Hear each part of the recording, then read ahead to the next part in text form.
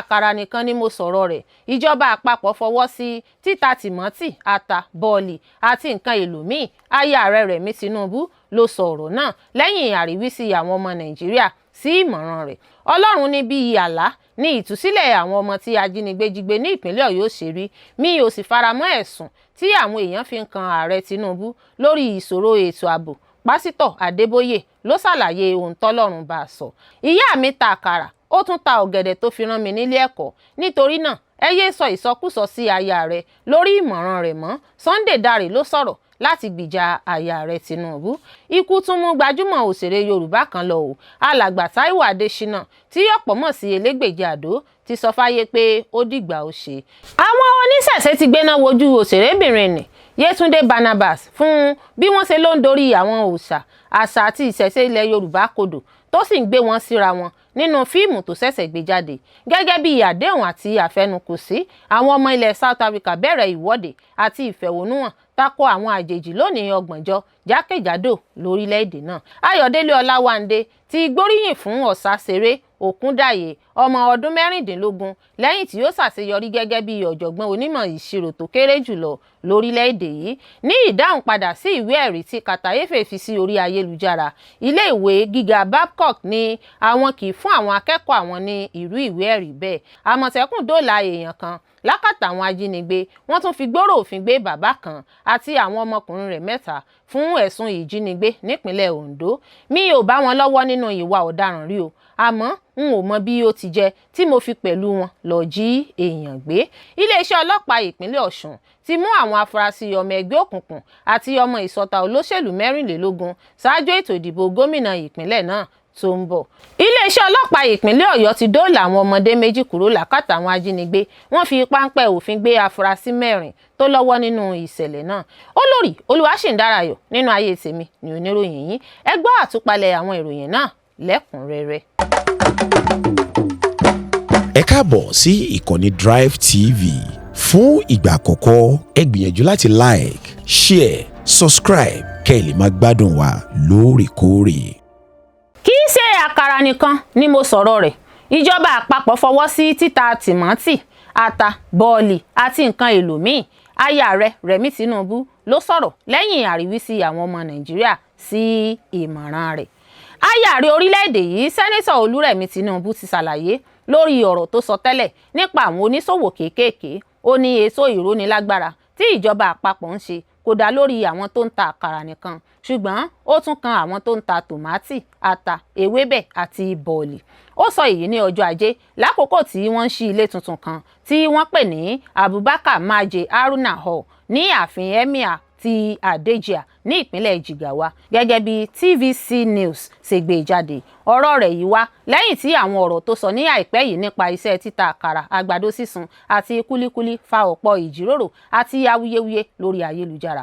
Ọ̀pọ̀ ọmọ Nàìjíríà ló ní ó ń fi ìṣòro ọrọ̀ ajé tó ń dojúkọ orílẹ̀-èdè yìí ṣeré. Nígbà tó ń dáhùn sí àwọn àròyé náà, Aya Aare sọ pé ìjọba àpapọ̀ ti fún ìjọba ìpínlẹ̀ Jigawa ní 100 mílíọ̀nù náírà láti fi ró àwọn oníṣòwò kéékèèké tó tó 2,000 lágbára. Ó ní nítorí ipò tí orílẹ̀-èdè wà báyìí, mo ti fún wọn ní nǹkan bíi 100 mílíọ̀nù náírà láti fi ró àwọn oníṣòwò kéékèèké tó tó 2,000 lágbára. Ó ní àwọn ènìyàn ń sọ pé mo mẹ́nu bà àkàrà nìkan. Kì í ṣe àkàrà nìkan, a tún ní àwọn tó ń ta tòmátì, àwọn tó ń ta bọ́ọ̀lì, àwọn tó ń ta ata àti ewébẹ̀ ní ọjà. A ó máa tẹ̀síwájú láti máa ró wọn ní agbára, kí a sì máa fi kún ohun tí wọ́n ní, kí iṣẹ́ ọwọ́ wọn lè dúró ṣinṣin. Ìyẹn ni ohun tí à ń gbìyànjú láti ṣe. Ó ṣàlàyé pé olúkúlùkù àwọn tí yóò jàǹfààní nínú ètò náà yóò gba 50,000 náírà láti fi tún okòòwò wọn gbé dìde. Ó ní à ń tẹ̀síwájú pẹ̀lú ètò ìrónilágbára yìí. Àwọn obìnrin 2,000 tí wọ́n ti wà nínú iṣẹ́ òwò kéékèèké yóò gba 50,000 láti fi mú iṣẹ́ ọwọ́ wọn lágbára sí i. A sì ti gbé 100 mílíọ̀nù náà sílẹ̀. Ìyàwó Ààrẹ tẹ̀síwájú pé àwọn àríwísí tó tẹ̀lé ọ̀rọ̀ rẹ̀ tẹ́lẹ̀ kò ní dá ìjọba dúró nínú ètò ìrónilágbára fún àwọn aráàlú. Ó ní mo mọ̀ pé àwọn tó ń jàǹfààní nínú ètò yìí mọyì rẹ̀. A kò sì ní jẹ́ kí àwọn ìròyìn tí kò pé tàbí tí kò tọ́ dá wa dúró. A ó máa tẹ̀síwájú láti rí dájú pé àwọn èèyàn wa ń gba àbójútó tó yẹ. Aya Aare tún sọ̀rọ̀ nípa àwọn ohun àmúṣọrọ̀ tó pọ̀ ní Nàìjíríà, ṣùgbọ́n tí a kò lò dáadáa. Ó mẹ́nuba ọgbà ọsàn kan tó ṣàbẹ̀wò sí ní ìpínlẹ̀ Benue. Ó sì fi ìrètí hàn pé àwọn ọ̀dọ́ Nàìjíríà yóò bẹ̀rẹ̀ sí wo àwọn àǹfààní míì tó wà ní orílẹ̀-èdè yàtọ̀ sí epo rọ̀bì. Ó ní orílẹ̀-èdè Nàìjíríà jẹ́ orílẹ̀-èdè tí Ọlọ́run bùkún lọ́pọ̀lọpọ̀. Mo ti rìn káàkiri, mo sì ń gbàdúrà pé àwọn ọ̀dọ́ wa yóò rí àwọn ohun àmúṣọrọ̀ tó wà ní orílẹ̀-èdè yìí. A kò tí ì ṣàwárí púpọ̀ nínú wọn torí pé gbogbo wa ń ronú nípa epo rọ̀bì nìkan, ṣùgbọ́n ọ̀pọ̀ ohun míì ló ṣì wà. Ọlọ́run ní bí àlá ni ìtúsílẹ̀ àwọn ọmọ tí ajínigbé jí gbé ní ìpínlẹ̀ Ọ̀yọ́ òṣèré. Mi ò sì faramọ́ ẹ̀sùn tí àwọn èèyàn fi ń kan Ààrẹ Tinubu lórí ìṣòro ètò ààbò. Pásítọ̀ Adeboye ló ṣàlàyé ohun tọ́lọ́run bá sọ. Alákòóso ìjọ Redeemed Christian Church of God, Pásítọ̀ Enoch Adeboye, ti ṣàlàyé ohun tí ó ní Ọlọ́run sọ fún un nípa àwọn akẹ́kọ̀ọ́ àti àwọn olùkọ́ tí wọ́n jí gbé ní ìpínlẹ̀ Ọ̀yọ́. Ó tún gbèjà Ààrẹ Bọ́lá Tinubu lórí àwọn ẹ̀sùn tí àwọn èèyàn fi ń kàn án nípa àìlera ààbò ní orílẹ̀-èdè yìí. Adébóyè sọ èyí níbi ayẹyẹ US Nigeria Faith Heroes Award Gala tí ẹgbẹ́ Save Nigeria Group ṣètò ní ọjọ́ 23 oṣù kẹfà ní Washington.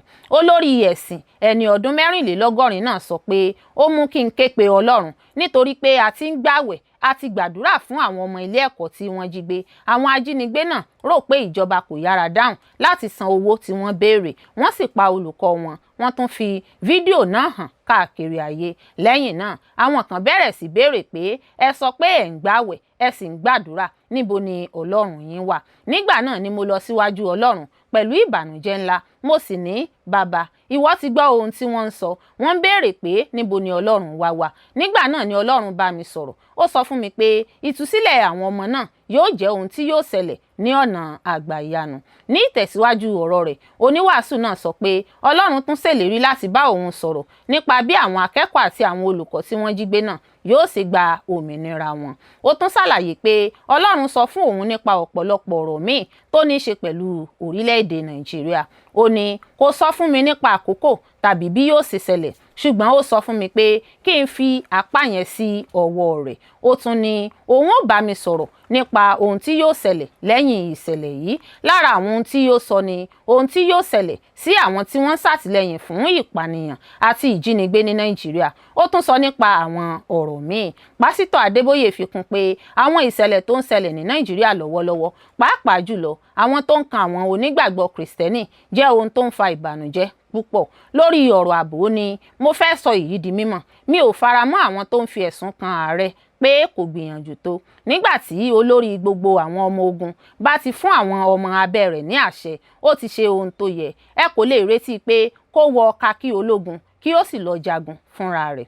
Ó ṣe àpẹẹrẹ ààrẹ Amẹ́ríkà Donald Trump. Ó ní nígbà tí ọ̀rẹ́ mi Trump bá pàṣẹ pé kí wọ́n lọ kọlu ibì kan, kì í fi White House sílẹ̀. Ó ti ṣe ojúṣe rẹ̀, yóò kàn pàṣẹ, lẹ́yìn náà yóò padà sí yàrá rẹ̀. Iṣẹ́ yòókù wà lọ́wọ́ àwọn tó yẹ kí wọ́n ṣe é. Adébóyè sọ pé òun sì dúró lórí ìpinnu òun bó tilẹ̀ jẹ́ pé ìṣòro ìpànìyàn ti súnmọ́ agbègbè wa. Ó ní ọ̀rọ̀ náà ti burú ju bí ó ti ń lọ tẹ́lẹ̀ lọ. Ó ti burú gan débi pé àwọn ènìyàn fi ń béèrè pé níbo ni Ọlọ́run yín wà? Bẹ́ẹ̀ ni ipò náà ṣe burú tó. Ó tún sọ pé ìpànìyàn, jíjí ènìyàn gbé àti àwọn ìṣẹ̀lẹ̀ míì tó máa ń ṣẹlẹ̀ ní àríwá ti dé gúúsù báyìí. Ó ní ìpànìyàn àti jíjí ènìyàn gbé tí ó wà ní àríwá ti dé ẹnu ọ̀nà ilé wa báyìí. Wọ́n ti dé gúúsù, àwọn tó ń ṣàtìlẹ́yìn fún wọn sì ni a mọ̀. Síbẹ̀ wọ́n sì ń rìn lọ́fẹ̀ẹ́. Adébóyè sọ pé òun ti jíròrò ìṣòro ààbò ilẹ̀ Nàìjíríà pẹ̀lú Ààrẹ Bọ́lá Tinubu àti aya Ààrẹ Olúrẹ̀mí Tinubu tó tún jẹ́ olùṣọ́ àgùntàn nínú ìjọ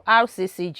Ó ní pé òun ti gba ààrẹ níyànjú láti pàṣẹ fún gbogbo àwọn olórí ọmọ ogun kí ó fún wọn ní 90 ọjọ́ láti fòpin sí àìlérè ètò ààbò. Bí wọn kò bá sì ṣe bẹ́ẹ̀, kí wọ́n fi ipò wọn sílẹ̀. Olùdarí RCCG náà sọ pé àwọn olówó ló ń ṣàtìlẹ́yìn fún ìpànìyàn náà. Àwọn míì sì jẹ́ olóṣèlú. Ẹ gbé ìgbésẹ̀ lórí wọn, nítorí bí a kò bá bá àwọn tó ń pèsè ìbọn, ọta ìbọn àti àwọn ohun ìjà fún wọn wí, ìṣòro náà kò ní dópin. Ọ̀pọ̀ ìgbà ni wọ́n máa ń lo alùpùpù láti ṣe àwọn ìkọlù wọn. Bí a kò bá dojúkọ àwọn alátìlẹ́yìn wọn, ìṣòro náà yóò máa tẹ̀síwájú. Adébóyè wá rọ̀ orílẹ̀-èdè Amẹ́ríkà pé kí wọ́n bá àwọn orílẹ̀-èdè míì ṣiṣẹ́ pọ̀ láti ṣèrànwọ́ fún Nàìjíríà nínú ìjà lòdì sí ìpànìyàn.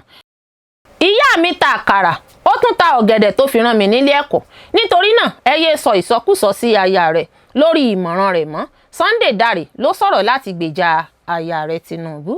Olùdámọ̀ràn pàtàkì fún ààrẹ lórí ìròyìn àti ìbánisọ̀rọ̀ Sunday Dare ti gbèjà aya rẹ̀ sẹ́nítọ̀ Olúrẹ̀mí Tinubu lẹ́yìn àwọn awuyewuye tó tẹ̀lé ọ̀rọ̀ ìmọ̀ràn rẹ̀ pé kí àwọn ọmọ Nàìjíríà bẹ̀rẹ̀ àwọn òwò kéékèèké tí kò nílò owó púpọ̀ bíi títa àkàrà, sísun àgbàdo àti ṣíṣe kúlíkúlí. Nígbà tó ń sọ̀rọ̀ láti gbèjà aya rẹ̀ nínú ìfọ̀rọ̀wánilẹ́nuwò lórí Mike on Podcast ní ọjọ́ Sátidé, Dare sọ ìtàn ìgbésí ayé rẹ̀ gẹ́gẹ́ bí ọmọ obìnrin oníṣòwò kékeré. Ó ní àwọn tó ń ṣàròyé lórí ọ̀rọ̀ náà kò lóye ìdí pàtàkì tí aya rẹ̀ fi sọ bẹ́ẹ̀, èyí tó dá lórí iṣẹ́ aládàáni kéékèèké, ìgbẹ́kẹ̀lé ara ẹni àti gbígbé iyì iṣẹ́ ara ẹni ga. Gẹ́gẹ́ bí ìròyìn ṣe sọ, àríyànjiyàn náà bẹ̀rẹ̀ ní ọjọ́rú níbi ìpàdé Renewed Hope Initiative ní Àbújá, níbi tí Olúrẹ̀mí Tinubu ti sọ pé kò nílò owó púpọ̀ láti bẹ̀rẹ̀ iṣẹ́ títa àkàrà tàbí àgbàdo sísun. Ó tún ṣàlàyé pé ètò náà ń pèsè ìrànlọ́wọ́ owó ara ẹni fún àwọn olùdókòwò ju kí wọ́n lọ yá owó láti fi dá irú àwọn iṣẹ́ bẹ́ẹ̀ sílẹ̀ lọ. Ọ̀rọ̀ náà sì ti fa ọ̀pọ̀ awuyewuye lórí ayélujára, níbi tí ọ̀pọ̀ àwọn ọmọ orílẹ̀-èdè ti sọ pé ọ̀rọ̀ náà kò bá ipò tí àwọn aráàlú wà mu, níwọ̀n bí iye owó oúnjẹ, epo àti gbogbo nǹkan sì gbẹnu sókè. Ní ìdáhùn sí ìbínú àwọn ènìyàn, Dare sọ pé ẹ̀ka informal sector ní ọ̀kan lára ohun tó ń jẹ́ kí ọrọ̀ ajé Nàìjíríà lè dúró ṣinṣin. Ó ní tí ẹ bá wo ẹ̀ka informal sector ní orílẹ̀-èdè wa, agbára tí wọ́n ní láti farada ìṣòro ló ń gbé ọrọ̀ ajé wa ró. Ẹ̀ka yìí wà ní gbogbo ibi pẹ̀lú àwọn agbègbè àríwá. Ó tún kìlọ̀ fún àwọn aráàlú pé kí wọ́n má ṣe fi ojú kékeré wo àwọn iṣẹ́ kéékèèké tí ó ti ran ọ̀pọ̀ ìdílé lọ́wọ́ láti bọ́ kúrò nínú òṣì. Ó ní ẹ wo èmi, ìyá mi ń ta àkàrà, ìyá mi tó ń ta ọ̀gẹ̀dẹ̀, èmi fúnra mi máa ń gbé ọ̀gẹ̀dẹ̀ sínú apẹ̀rẹ̀ lórí lọ sí ọjà ní Jos ní ìpínlẹ̀ Plateau. Mo tún ń ta ọsàn. Owó tí mò ń rí nínú iṣẹ́ náà ni wọ́n sì fi tọ́ mi ní ilé ẹ̀kọ́. Dare tún béèrè pé kí ló dé tí ohun tí ó ran àwọn ìran àtijọ́ lọ́wọ́ láti gbé ìgbé ayé wọn ṣe di ohun tí àwọn ọ̀dọ́ òde òní fi ń ṣe ẹlẹ́yà. Ó ní kí ni àṣìṣe nínú rẹ̀ tí ó bá jẹ́ ohun tó dára ní 60 ọdún sẹ́yìn, kí ló dé tí kò fi dára mọ́ báyìí? Gbogbo rẹ̀ dá lórí iye owó tí ẹ ní láti bẹ̀rẹ̀. Àwọn iṣẹ́ bẹ́ẹ̀ máa ń bẹ̀rẹ̀ ní kéékèèké tí wọ́n ó sì máa dàgbà díẹ̀díẹ̀. Dare sọ pé ohun tí aya rẹ̀ ń sọ kọ́ ni pé kí àwọn ọ̀dọ́ dúró nínú iṣẹ́ kéékèèké títí láì, bí kò ṣe láti gbà wọ́n níyànjú láti ní ẹ̀mí ìṣòwò àti láti bẹ̀rẹ̀ pẹ̀lú ohun tí wọ́n ní. Ikú tún mú gbajúmọ̀ òṣèré Yorùbá kan lọ o. Alàgbà Taiwo Adéṣínà tí ọ̀pọ̀ mọ̀ sí Elégbèjì Àdó ti sọ fáyé pé ó dìgbà ó ṣe. Pẹ̀lú ẹ̀dùn ọkàn làwọn ẹbí gbajúmọ̀ òṣèré náà fi kéde ikú ẹni wọn tí ó dágbére fáyé lọ́jọ́ Ajé Monday ọjọ́ 29 oṣù kẹfà yìí lẹ́ni ọdún 76 66 years. Nínú àtẹ̀jáde kan tí ó hàn dé lórí ayélujára ìkànnì Facebook ni ó fìdí ikú gbajúmọ̀ òṣèré náà múlẹ̀. Gẹ́gẹ́ bí àtẹ̀jáde náà ṣe wí, ọjọ́ Ajé Monday ọjọ́ 29 oṣù kẹfà yìí ni gbajúmọ̀ òṣèrékùnrin náà jáde láyé lẹ́yìn àìsàn ráńpẹ́ tí wọ́n lò dàgúnlẹ̀. Fún ọ̀pọ̀ àwọn èèyàn tí wọ́n jẹ́ olólùfẹ́ fíìmù àgbéléwò tí ó jẹ́ ti Yorùbá, wọ́n ní nǹkan bíi ọdún tó ti pẹ́ díẹ̀ ni wọ́n mọ gbajúmọ̀ òṣèré náà Taiwo Adéṣínà Elégbèjì Àdó fún àwọn ipa tí ó máa ń kó nínú fíìmù nígbà náà.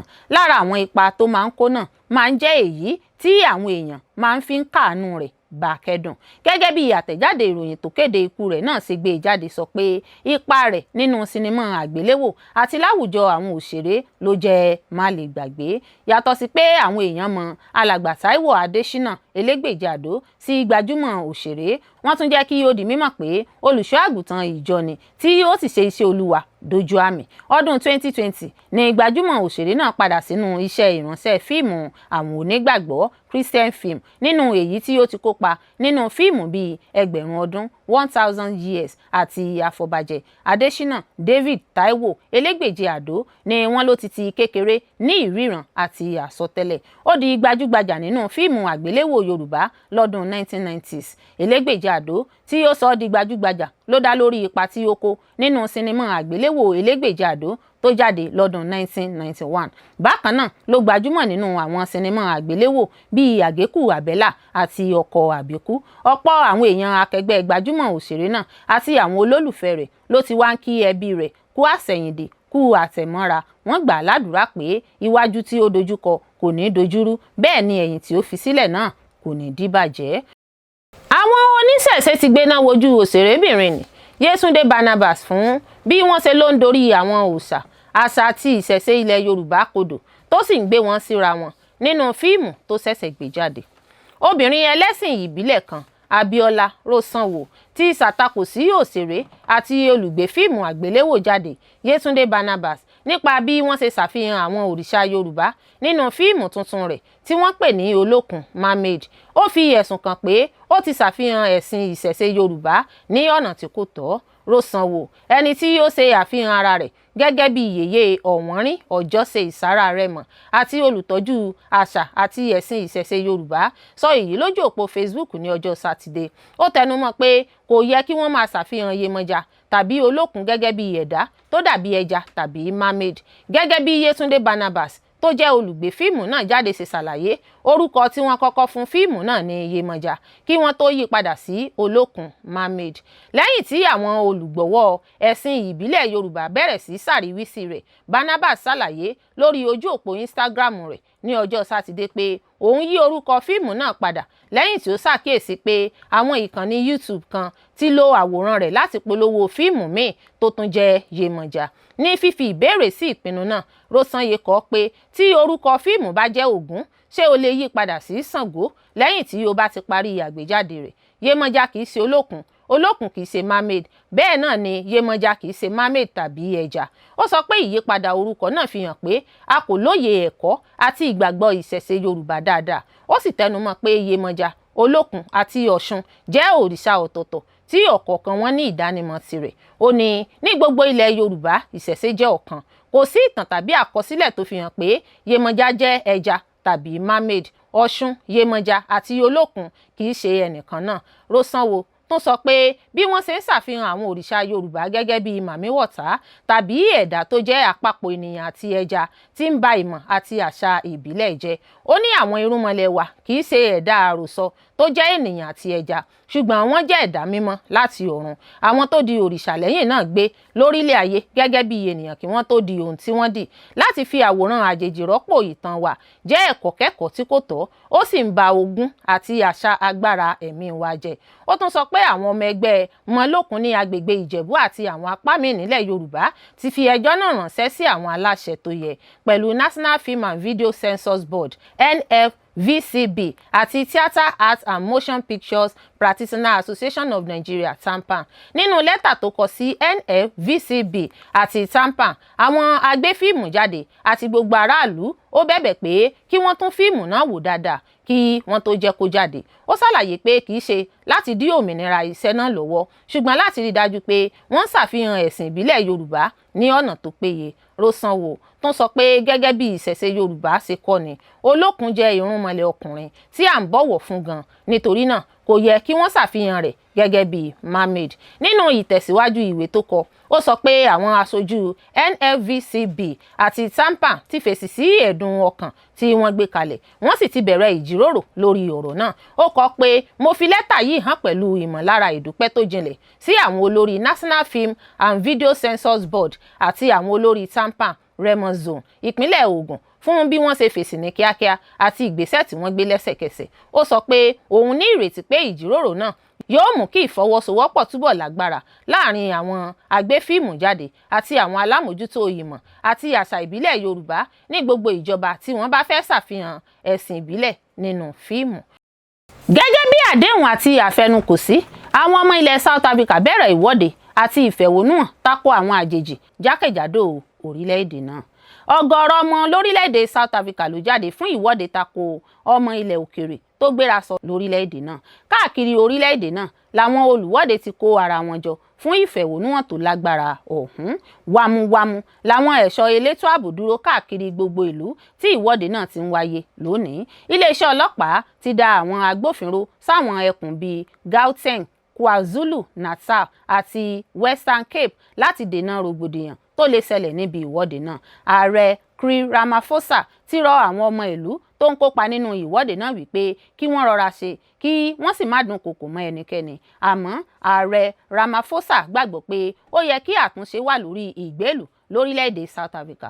Ramaphosa sọ pé ọ̀pọ̀ àwọn ọmọ ilẹ̀ òkèèrè tó ń gbé ní South Africa ní gbígbé wọn kò lòdì sí òfin. Wọ́n ń ṣiṣẹ́, wọ́n ń kàwé, àwọn míì ń dókòwò, wọ́n sì ń kó ipa wọn nínú ìdàgbàsókè àwùjọ. Irúfẹ́ àwọn èèyàn báyìí lẹ́tọ̀ọ́ sí ètò ààbò láti ọ̀dọ̀ ìjọba gẹ́gẹ́ bí òfin ṣe là á kalẹ̀. Ẹ̀tọ́ láti ṣe ìfẹ̀hónúhàn kò fún ẹnikẹ́ni láṣẹ láti dúnkòokò tàbí hùwà ipá sí ẹnikẹ́ni. Ọ̀pọ̀ ọmọ ìlú òkèèrè ni wọ́n ti kúrò ní South Africa látàrí ìwà ipá táwọn ọmọ onílùú ń hù sí wọn. Iléeṣẹ́ ọlọ́pàá South Africa ní kò dín ní 25,000 ọmọ ilẹ̀ òkèèrè tó ti fi ìlú náà sílẹ̀, eléyìí tí ọ̀pọ̀ nínú wọn jẹ́ ọmọ bíbí àwọn orílẹ̀-èdè Áfíríkà míì. Àwọn aláṣẹ ìjọba ti kéde ibi tí ìwọ́de náà yóò ti wáyé nílùú Johannesburg. Ìwọ́de náà ni a gbọ́ pé àwọn olùwọ́de fi ń pè fún ìdàgbàsókè àwọn ọ̀dọ́ àtàwọn ètò amáyédẹrùn míì.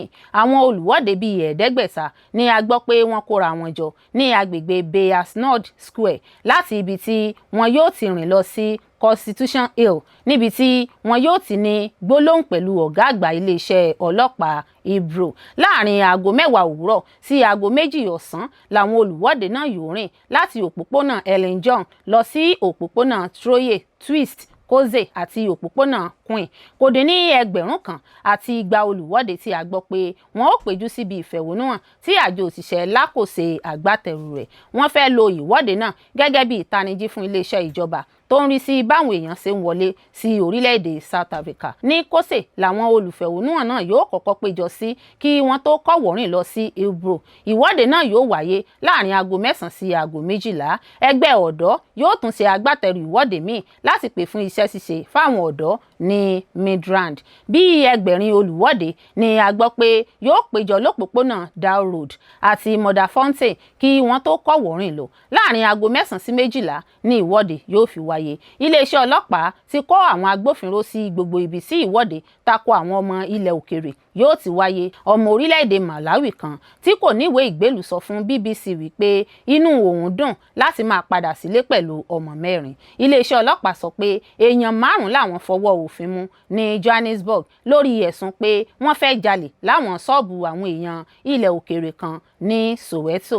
Bákan náà ni wọ́n tún mú àwọn 5 míì ní ẹkùn Amazeo ní KwaZulu Natal. Ọ̀pọ̀ ilé ìtajà ni wọ́n gbé tìpa láàrin gbùngbùn ìlú Durban. Ọmọ ilẹ̀ òkèèrè tó lé ní mílíọ̀nù 3 tó wà ní àkọsílẹ̀ ìjọba ló wà ní orílẹ̀-èdè South Africa. Ayodele Olawande ti gbóríyìn fún Osasere Okundaye ọmọ ọdún 16 lẹ́yìn tí ó ṣàṣeyọrí gẹ́gẹ́ bí ọ̀jọ̀gbọ́n onímọ̀ ìṣirò tó kéré jùlọ lórílẹ̀-èdè yìí. Mínísítà fún ìdàgbàsókè ọ̀rọ̀ ọ̀dọ́ Ayodele Olawande ti kí Osasere Okundaye lẹ́yìn tí ó di ọmọ Nàìjíríà tó kéré jùlọ tó gba ìwé ẹ̀rí gẹ́gẹ́ bí ọ̀jọ̀gbọ́n onímọ̀ ìṣirò ní ọmọ ọdún 16. Nínú àtẹ̀jáde kan ní ọjọ́ Monday, Olawande ṣàpèjúwe àṣeyọrí náà gẹ́gẹ́ bí ẹ̀rí tó ṣàfihàn iṣẹ́ takuntakun, ìfaradà, ìwà pẹ̀lẹ́ àti ìfọkànsìn sí àṣeyọrí náà. Ó ní, mo fi inú dídùn kí arábìnrin Osasere Okundaye lórí àṣeyọrí àgbà ìyanu rẹ̀ tó fi di ọ̀jọ̀gbọ́n onímọ̀ ìṣirò tó kéré jùlọ ní Nàìjíríà ní ọmọ ọdún 16 péré. Ó fi kún pé àṣeyọrí pàtàkì yìí jẹ́ ẹ̀rí agbára iṣẹ́ takuntakun, ìfaradà, ìwà ọmọlúàbí àti ìfọkànsìn tí ó ní. Mínísítà náà sọ pé Okundaye ti di àpẹẹrẹ rere tó fi hàn pé agbára àti àǹfààní àwọn ọ̀dọ́ Nàìjíríà kò ní òpin. Ó ní àṣeyọrí yìí jẹ́ kí ó jẹ́ ìmísí fún àwọn ọ̀dọ́ mìíràn láti máa lépa. Ó ní Osasere ti fi ara rẹ̀ hàn gẹ́gẹ́ bí àpẹẹrẹ tó ń tan ìmọ́lẹ̀ lórí agbára tí kò ní ààlà tí àwọn ọ̀dọ́ Nàìjíríà ní. Àṣeyọrí rẹ̀ ń fi hàn pé pẹ̀lú ìpinnu tó lágbára, ìfọkànsìn àti àtìlẹ́yìn tó yẹ, àwọn ọ̀dọ́ ilẹ̀ wa lè kọjá àwọn ìdènà kí wọ́n kọ àkọsílẹ̀ tuntun kí wọ́n sì jẹ́ ìmísí fún ìran tuntun láti lá àlà ńlá àti láti máa lépa ìlọsíwájú.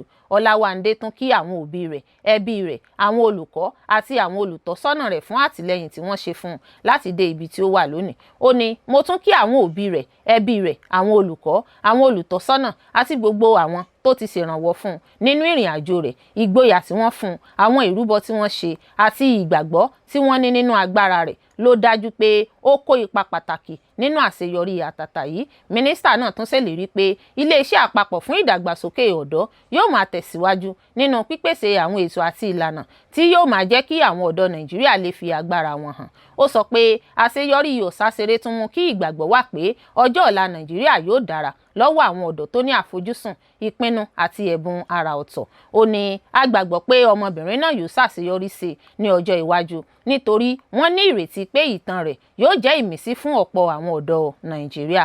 Okundaye ṣàṣeyọrí yìí lẹ́yìn tí ó gba ìwé ẹ̀rí gẹ́gẹ́ bí ọ̀jọ̀gbọ́n onímọ̀ ìṣirò lábẹ́ Institute of Chartered Accountants of Nigeria (ICAN). Ó sì di ẹni tó kéré jùlọ ní orílẹ̀-èdè yìí láti ní ìwé ẹ̀rí náà. Àṣeyọrí rẹ̀ ti kọjá àkọsílẹ̀ ìṣáájú tí Jonathan Adewale ṣe ní ọdún 2022 nígbà tí ó di ọ̀jọ̀gbọ́n onímọ̀ ìṣirò tó kéré jùlọ ní ọmọ ọdún 17 lẹ́yìn tí ó parí àwọn ìdánwò àṣekágbá ní ICAN. Ìwé ẹ̀rí yìí tí ó sábà máa ń jẹ́ pé àwọn tó ti parí ilé ẹ̀kọ́ gíga ló máa ń gbà lẹ́yìn ọ̀pọ̀ ọdún ní ilé ẹ̀kọ́ àti àwọn ìdánwò ní ọ̀pọ̀ èèyàn kà sí ọ̀kan lára àwọn ìwé ẹ̀rí tó le jùlọ láti gbà ní Nàìjíríà. Iléeṣẹ́ ọlọ́pàá ìpínlẹ̀ Ọ̀ṣun ti mú àwọn afurasí ọmọ ẹgbẹ́ òkùnkùn àti ọmọ ìsọta olóṣèlú 24 ṣáájú ètò ìdìbò gómìnà ìpínlẹ̀ náà tó ń bọ̀. Iléeṣẹ́ ọlọ́pàá ìpínlẹ̀ Ọ̀ṣun ti kéde pé àwọn ti mú àwọn afurasí ọmọ ẹlẹ́gbẹ́ òkùnkùn àti àwọn ọmọ ìsọta olóṣèlú tó ní í ṣe pẹ̀lú ìwà ọ̀daràn oníwà ipá káàkiri ìpínlẹ̀ náà. Ìgbésẹ̀ yìí wáyé lẹ́yìn ìbànújẹ́ tó ṣẹlẹ̀ nípa ìṣẹ̀lẹ̀ ìpànìyàn àti ìwà ipá tó ní í ṣe pẹ̀lú ẹgbẹ́ òkùnkùn ní àwọn ọ̀sẹ̀ tó kọjá. Kọmíṣánná ọlọ́pàá ní ìpínlẹ̀ Ọ̀ṣun Ibrahim Gosàn sọ èyí lákòókò ìpàdé pẹ̀lú àwọn akọ̀ròyìn ní ọjọ́ Ajé.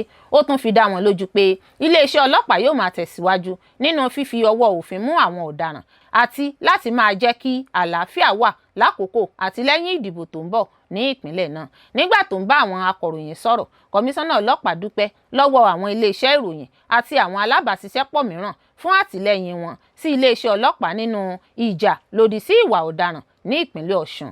Gẹ́gẹ́ bí ó ti sọ, ìdí tí wọ́n fi ṣe àlàyé yìí ni láti jẹ́ kí àwọn ará ìpínlẹ̀ náà mọ àwọn ìgbésẹ̀ ààbò tí iléeṣẹ́ ọlọ́pàá ń gbé, pàápàá jùlọ lórí ọ̀rọ̀ ẹgbẹ́ òkùnkùn, ìwà ipá tó ní í ṣe pẹ̀lú òṣèlú àti àwọn ìṣẹ̀lẹ̀ míì tó lè da omi àlàáfíà gbogbo ènìyàn ìlú rú. Ó sọ pé iléeṣẹ́ ọlọ́pàá ti ń tọpa àwọn ìṣẹ̀lẹ̀ ìjà láàrin àwọn ẹgbẹ́ òkùnkùn àti àwọn ìkọlù oníwà ipá tó ṣẹlẹ̀ láìpẹ́ ní ìpínlẹ̀ náà. Ó ṣàlàyé pé díẹ̀ lára àwọn ìṣẹ̀lẹ̀ wọ̀nyí ti fa àwọn àlàyé àti àríyànjiyàn tó ní í ṣe pẹ̀lú ọ̀rọ̀ òṣèlú. Ó ní iléeṣẹ́ ọlọ́pàá mọ̀ dáadáa nípa àwọn ìṣẹ̀lẹ̀ ìpànìyàn àti ìwà jàǹdùkú tó ní í ṣe pẹ̀lú ẹgbẹ́ òkùnkùn tí ń halẹ̀ mọ́ àlàáfíà ìpínlẹ̀. Díẹ̀ lára wọn sì tún túmọ̀ sí ọ̀rọ̀ òṣèlú. Ó fi kún pé iléeṣẹ́ ọlọ́pàá ti mú kí iṣẹ́ ìwọ́de pọ̀ sí ní oríṣiríṣi agbègbè ìpínlẹ̀ náà tí wọ́n sì ti ṣàṣeyọrí nípa mímú ọ̀pọ̀ àwọn afurasí tó ní ìbáṣepọ̀ pẹ̀lú àwọn ìṣẹ̀lẹ̀ náà. Ó ní nípasẹ̀ ìmúgbòòrò iṣẹ́ wa a ti mú ọ̀pọ̀ àwọn afurasí tó ní ìbáṣepọ̀ pẹ̀lú àwọn ọ̀daràn wọ̀nyí, a sì dúró ṣinṣin láti dáàbò bo ẹ̀mí àti ohun ìní gbogbo àwọn ará ìpínlẹ̀. Àwọn tí iléeṣẹ́ ọlọ́pàá mú ni Karim Said Tanfiani, Oyèládùn Muideen Akilapa, Ridwan Adekola, Mukaila Azeez Meki, Sunday Friday Akube, Ọlámilékan Fatai, Tiamiyu Ismail, Famuyiwa Adékúnlé Sohib, Ajiboye Sohid, Moruf Sodiq, Fọlọ́runṣọ́ Moshood, Hasan Sodiq, Badiru Said, Adégòkè Ọlálékan, Farouk Ọláwálé, Ìyanolúwa Sàrùmí, Afọlábí Ahmed, Adésínà Lukman, Mutiu Ọpẹ́yẹmí, Olúṣọlá Daniel, Abíọ́lá Ọlábọ̀dé, Azeez Abiodun, Babátúndé Kẹ́hìndé àti Dàda Máyọ̀wá.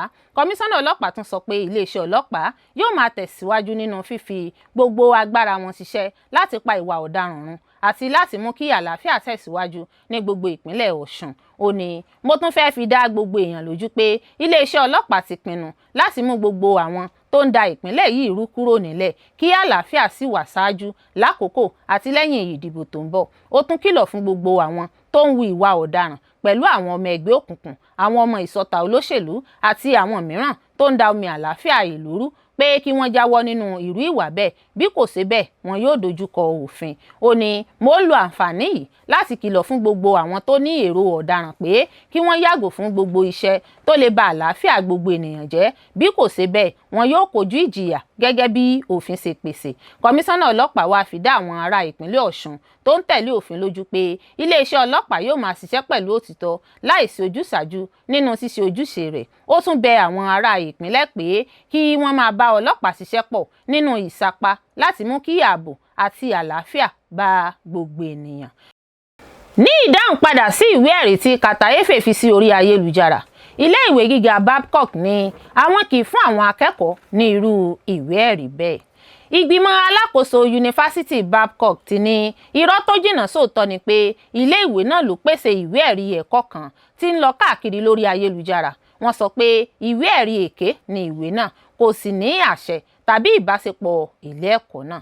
Nínú ìkéde kan sí gbogbo aráàlú ní ọjọ́ 29 oṣù kẹfà ọdún 2026, yunifásítì Babcock sọ pé àwọn ti rí i pé àwọn kan pín àwọn ìwé ẹ̀rí èké tí wọ́n fi orúkọ ilé ẹ̀kọ́ náà ṣe, tí wọ́n sì ń purọ́ pé wọ́n ní ìbáṣepọ̀ pẹ̀lú yunifásítì náà.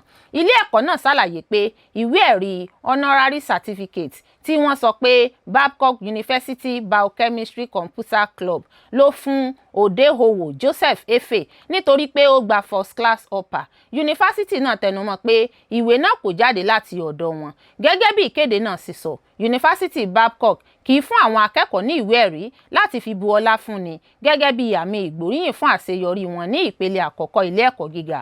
Wọ́n tún sọ pé ilé ẹ̀kọ́ náà kò mọ nǹkan kan nípa first class upper. Wọ́n ṣàlàyé pé àmì ẹ̀yẹ tó jẹ́ ti ilé ẹ̀kọ́ náà ní first class honours, èyí tí a máa ń fi hàn nínú ìwé ẹ̀rí degree àti academic transcript, tí ó sì jẹ́ pé ọ́fíìsì alákòóso ìforúkọsílẹ̀ nìkan ló ní àṣẹ láti gbé jáde. Yunifásítì náà gba àwọn agbanisíṣẹ́, àwọn ilé ẹ̀kọ́, àwọn akọ́ṣẹ́mọṣẹ́, àwọn ilé iṣẹ́ ìjọba àti gbogbo aráàlú níyànjú pé kí wọ́n má ṣe gbà tàbí fi ìgbẹ́kẹ̀lé sí irú àwọn ìwé ẹ̀rí bẹ́ẹ̀ tí wọ́n bá sọ pé yunifásítì Babcock ló fún àwọn láìṣe pé ó tẹ̀lé àwọn ìlànà ẹ̀kọ́ tó wà ní ilé ẹ̀kọ́ náà. Babcock tún kìlọ̀ pé ẹnikẹ́ni tí a bá rí tí ó ń ṣe, tí ó ń pín, tí ó fi hàn tàbí tí ó ń lo ìwé ẹ̀rí ẹ̀kọ́ èké lórúkọ ilé ẹ̀kọ́ náà lè dojúkọ ìwádìí àti òfin ìjọba gẹ́gẹ́ bí àwọn òfin tó ń ṣàkóso ìwé ẹ̀rí èké, jìbìtì àti àkọsílẹ̀ èké nípa ilé ẹ̀kọ́. Yunifásítì náà wá rọ gbogbo àwọn aráàlú pé kí wọ́n máa ṣàyẹ̀wò ìdánimọ̀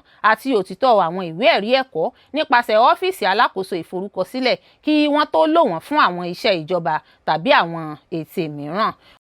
Mi ò bá wọn lọ́wọ́ nínú ìwà ọ̀daràn rí o, àmọ́ n ò mọ bí ó sì jẹ́ tí mo fi pẹ̀lú wọn lọ jí èèyàn gbé. Àwọn ajínigbé tí ọwọ́ tẹ̀ ní Bàràpá ló kà bòròbòrò bẹ́ẹ̀. Pẹ̀lú akitiyan àwọn ikọ̀ ẹ̀ṣọ́ elétò ààbò àti àwọn ikọ̀ agbófinró ọlọ́pàá láti gbógun ti ìwà ọ̀daràn àti ìjínigbé nípínlẹ̀ Ọ̀yọ́ ní ọwọ́ ṣe bá àwọn géńdé ọkùnrin tí wọ́n gbìmọ̀ pọ̀ lọ ṣèkọlù jí èèyàn gbé láti fi gba owó ìdóòlà. Gẹ́gẹ́ bí fọ́nrán fídíò kan tí ó hàn dé lórí ìtàkùn ayélujára ìkànnì Ọ̀yọ́ Affairs tí ó ṣàfihàn àwọn afurasí ọ̀daràn ajínigbé náà níbi tí àwọn oníròyìn ti ń fọ̀rọ̀ wá wọn lẹ́nu wò. Nínú ìbéèrè tí wọ́n bi ọ̀kan lára àwọn ẹni ibi náà tí ó sọ pé orúkọ rẹ̀ ń jẹ́ Umaru Usman pé báwo ni ó ṣe gbìmọ̀pọ̀ ṣe iṣẹ́ ibi tó mú kí ọwọ́ tẹ̀ wọ́n. Ó ní òun ò mọ nǹkan kan nípa iṣẹ́ ibi, iṣẹ́ ìjínigbé náà tẹ́lẹ̀, àmọ́ nígbà tí wọ́n pe òun ò mọ nǹkan tí ó ṣe òun nígbà tí òun kàn tẹ̀lé wọn lọ. Ó ní ọ̀kan lára wọn tó ń jẹ́ Ṣínà ló pe òun lórí fóònù pé kí àwọn ó jọ dé ibì kan tí òun sì tẹ̀lé wọn lọ sí ọ̀dọ̀ Abdullahi. Ó ní ìgbà tí òun tẹ̀lé wọn lòun tó mọ̀ pé irú iṣẹ́ ibi bẹ́ẹ̀ ni wọ́n ń ṣe. Wọ́n bi í léèrè pé eléwo gan nínú wọn ló ní ìbọn tí wọ́n ń lò, tí ó sì dáhùn pé òun ò mọ̀ pé wọ́n ní ìbọn, òun kàn sá tẹ̀lé wọn náà ni. Ìgbà tí àwọn ṣiṣẹ́ láabi náà tán tí ọwọ́ pálábá wọn ṣégi ni òun tó mọ nǹkan kan tí òun ń ṣe. Àmọ̀tẹ́kùn dóòlà èèyàn kan lákàtà àwọn ajínigbé. Wọ́n tún fi gbòòrò òfin gbé bàbá kan àti àwọn ọmọkùnrin rẹ̀ mẹ́ta fún ẹ̀sùn ìjínigbé nípínlẹ̀ Ondo. Ẹgbẹ́ ẹ̀ṣọ́ aláàbò Western Security Network ìpínlẹ̀ Ondo tí a mọ̀ sí Àmọ̀tẹ́kùn sọ pé àwọn ti dóòlà ẹnìkan tí àwọn ajínigbé jí gbé, wọ́n sì tún mú bàbá kan pẹ̀lú àwọn ọmọkùnrin rẹ̀ mẹ́ta ní ọ̀bá ilé Àkókó ní ìjọba ìbílẹ̀ Àkókó South West ní ìpínlẹ̀ Ondo. olórí ẹgbẹ́ Àmọ̀tẹ́kùn ní ìpínlẹ̀ Ondo ọ̀gbẹ́ni Adétúnjì Adélẹ́yẹ ló sọ èyí nígbà tó ń fi àwọn afurasí 28 tó ní í ṣe pẹ̀lú àwọn ẹ̀sùn jíjí ènìyàn gbé àti àwọn afurasí 15 míì tó ní í ṣe pẹ̀lú àwọn ìwà ọ̀daràn oríṣiríṣi míì hàn ní ọjọ́ ìṣẹ́gun ní ìlú Àkúrẹ́. Ó ní lónìí a mú Usman ọmọ ọdún 23, Wahab ọmọ ọdún 27, Yakub ọmọ ọdún 18 àti bàbá wọn Iliasu ọmọ ọdún 64 ní ọba Àkókó ìpínlẹ̀ Ondo. Kì í ṣe èyí nìkan, a tún rí àwọn oògùn, àwọn ọtí, sìgá àti nǹkan tó dàbí aṣọ ìbòjú tí wọ́n fi ń bo àwọn tí wọ́n jí gbé lójú. Adélẹ́yẹ ṣàlàyé pé wọ́n mú àwọn afurasí náà lẹ́yìn tí ìdílé ẹni tí wọ́n jí gbé lọ fi ẹjọ́ náà tó ẹgbẹ́ Àmọ̀tẹ́kùn létí. Ó sọ pé wọ́n jí ẹni náà gbé nígbà tó ń lọ sí ọba Àkókó. Ó sì ṣàlàyé pé ìdílé rẹ̀ ṣètò owó ìtúsílẹ̀ fún àwọn ajínigbé láì fi ọ̀rọ̀ náà tó Àmọ̀tẹ́kùn létí. Ó ní lẹ́yìn tí wọ́n gba owó ìtúsílẹ̀ náà, àwọn ajínigbé kọ̀ láti tú ẹni náà sílẹ̀. Wọ́n tún halẹ̀ mọ́ ìdílé náà pé kí wọ́n má ṣe fi ìṣẹ̀lẹ̀ náà tó àwọn agbófinró létí. Lẹ́yìn náà ni ìdílé náà wá sí ọ́fíìsì Àmọ̀tẹ́kùn, a sì bẹ̀rẹ̀ ìgbésẹ̀ lẹ́sẹ̀kẹsẹ̀. Ní ìparí iṣẹ́ náà, a rí i pé gbogbo ẹbí kan, bàbá àti àwọn ọmọ rẹ̀ ọkùnrin 3 ló wà lẹ́yìn ìṣẹ̀lẹ̀ náà. Wọ́n sì ń lo ẹran màálù gẹ́gẹ́ bí ohun ìbòjú láti fi bo ojú gẹ́gẹ́ bí iṣẹ́ wọn. Lákòókò iṣẹ́ náà, àwọn ajínigbé kọlu àwọn ọmọ wa, ṣùgbọ́n a ṣàṣeyọrí láti gba ẹni tí wọ́n jí gbé náà là. Adélẹ́yẹ tún sọ pé àwọn ajínigbé náà fi ọ̀bẹ àti àdá ṣe ẹni tí wọ́n jí gbé náà léṣe ní orí. Wọ́n sì ti gbé ẹni náà lọ sí ilé ìwòsàn tó súnmọ́ fún ìtọ́jú. Gẹ́gẹ́ bí ó ti sọ, àwọn Àmọ̀tẹ́kùn tún gba ìdá 75 padà nínú owó ìtúsílẹ̀ tí ìdílé náà san. Ó ní ojú wa gẹ́gẹ́ bí ẹgbẹ́ Àmọ̀tẹ́kùn, a kò fi ọwọ́ sí sísan owó ìtúsílẹ̀ fún àwọn ajínigbé. Níwọ̀n bí owó náà ti jẹ́ ti ìdílé ẹni tí wọ́n jí gbé, a ti dá owó náà padà fún wọn. Lóòótọ́, gbogbo owó tí a rí níbi iṣẹ́ náà ni a ti fi lé mọ̀lẹ́bí ẹni tí wọ́n jí gbé lọ́wọ́ kí ó sì tọ́jú rẹ̀. A sì mú wá síbí fún àfihàn nìkan. Iléeṣẹ́ ọlọ́pàá ìpínlẹ̀ Ọ̀yọ́ ti dóòlà àwọn ọmọdé 2 kúrò lákàtà àwọn ajínigbé. Wọ́n fi páńpẹ́ òfin gbé afurasí 4 tó lọ́wọ́ nínú ìṣẹ̀lẹ̀ náà. Iléeṣẹ́ ọlọ́pàá ìpínlẹ̀ Ọ̀yọ́ ti dóòlà ọmọdé 2 lọ́wọ́ àwọn ajínigbé ní ìjọba ìbílẹ̀ Ìbàràpá East. Bákan náà ni àwọn agbófinró tún fọwọ́ òfin mú afurasí ajínigbé 4 pẹ̀lú onírúurú ìbọn àti nǹkan ìjà míì lọ́wọ́ wọn. Lásìkò tí wọ́n kojú àwọn afurasí adigunjalè kan tí wọ́n ní wọ́n ń ṣọṣẹ́ nípínlẹ̀ Èkó ni wọ́n fọwọ́ òfin mọ́ àwọn ọ̀daràn náà. Alukoro iléeṣẹ́ ọlọ́pàá ìpínlẹ̀ Ọ̀yọ́ DSP Ayodele Olawande ṣàlàyé nínú àtẹ̀jáde kan tó fi síta wípé àṣeyọrí náà ń tọ́ka sí ìpinnu iléeṣẹ́ ọlọ́pàá láti dẹ́kun ìwà ọ̀daràn káàkiri ìpínlẹ̀ Ọ̀yọ́. Gẹ́gẹ́ bí iléeṣẹ́ ọlọ́pàá ṣe ṣàlàyé, lọ́jọ́ Ẹtì ọ̀sẹ̀ tó kọjá làwọn jàǹdùkú agbébọn ya wọ ìlú Ebínpéjò lágbègbè Làǹlátẹ̀ níbi tí wọ́n ti jí àwọn ọmọdé gbé lọ. Ní kété tí àwọn aráàlú fi tó iléeṣẹ́ ọlọ́pàá létí wípé àwọn jàǹdùkú ajínigbé kan ti gbé ọmọdé 2 lọ ní kọmíṣánná ọlọ́pàá ìpínlẹ̀ Ọ̀yọ́ CP Abímbọ́lá Olúgbéngà pàṣẹ pé kí DPO Làǹlátẹ̀ dá àwọn agbófinró pẹ̀lú àwọn ẹ̀ṣọ́ Àmọ̀tẹ́kùn, àwọn fìjìláńtẹ́ àtàwọn ọdẹ sínú igbó kí wọ́n sì dóòlà àwọn ọmọ tí wọ́n jí gbé náà. Àwọn agbófinró pẹ̀lú àwọn Àmọ̀tẹ́kùn fìjìláńtẹ́ àtàwọn ọlọ́dẹ padà ṣàwárí ibùba àwọn ajínigbé náà nínú igbó. DSP Ọláyínká ló sọ pé báwọn jàǹdùkú náà ṣe rí àwọn ẹ̀ṣọ́ elétò ààbò ni wọ́n ṣínà ìbọn bolẹ̀ táwọn ẹ̀ṣọ́ elétò ààbò náà sì dá padà, èyí tó mú kí ọ̀pọ̀ nínú wọn sá lọ. Ikọ̀ elétò ààbò fọwọ́ òfin mú ọ̀kan lára àwọn jàǹdùkú náà, Usman Umar, tó fara gbọta. Àwọn agbófinró tún gba fóònù 3 lọ́wọ́ àwọn ajínigbé ọ̀hún. Ọwọ́ tún tẹ afurasí ọ̀daràn míì Abdullahi Ahmed lọ́jọ́ Àbámẹ́ta ọ̀sẹ̀ tó kọjá. Nínú àtẹ̀jáde tí DSP Ọláyínká fi síta, àwọn ọlọ́pàá kọ́kọ́ gbé e lọ sí ilé ìwòsàn kí wọ́n tó jù sí àhámọ́. Iléeṣẹ́ ọlọ́pàá tún mú Sunday Ìdòwú, afurasí míì èyí tó ṣiṣẹ́ pọ̀ pẹ̀lú àwọn ajínigbé náà. Àwọn ọlọ́pàá tún mú Mohammed Ibrahim Shina, bákan náà ẹni tó rin ìrìn àjò láti ìlú Ìlọrin Ìlọrin láti kópa nínú ìjínigbé tó wáyé ní Ìbàràpá. Iléeṣẹ́ ọlọ́pàá ní àwọn afurasí mẹ́rẹ̀ẹ̀rin tí ń ran ọlọ́pàá lọ́wọ́ báyìí, pàápàá jùlọ láti mú àwọn yòókù tí wọ́n sá lọ. Ẹ̀wẹ̀, àwọn ọlọ́pàá ti gbé àwọn ọmọ méjì tí wọ́n dóòlà lọ́wọ́ àwọn ajínigbé náà lọ sí ilé ìwòsàn fún ìtọ́jú. Iléeṣẹ́ ọlọ́pàá sì ń tẹ̀síwájú iṣẹ́ ìwádìí wọn lórí ìṣẹ̀lẹ̀ náà.